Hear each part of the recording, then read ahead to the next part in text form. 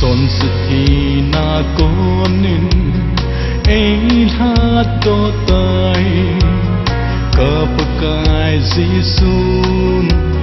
Calvary hanga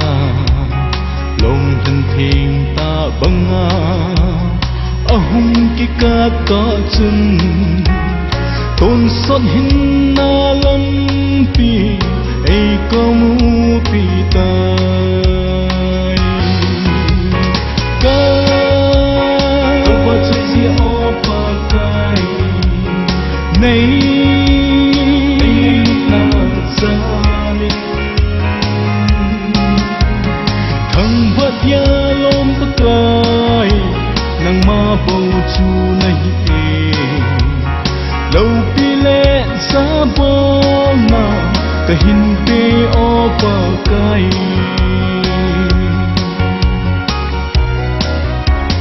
son si thi na kon na nei hak to lâu hi le tôn sot god mun chu o ka chan dia kon a hi in la thing cross tum na nên hát to ta chia chun tôn sót na vẫn câu lô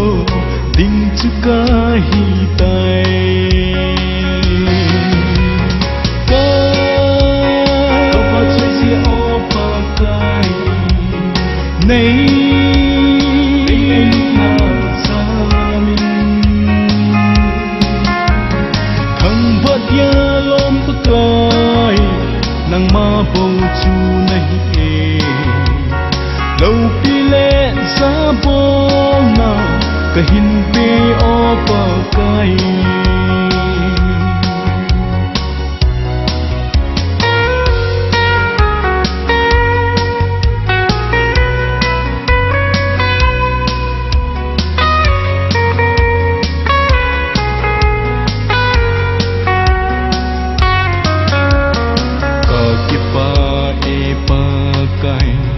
ki pa ta nghe se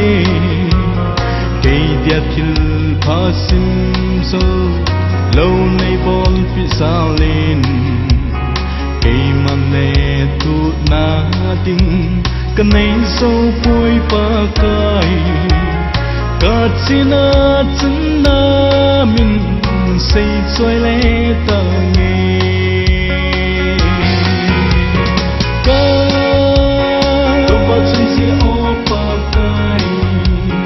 nei na sa min thang vợ ya lom pa kai nang ma bo chu nahi e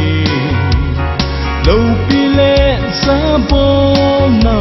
ka hin pe o pa kai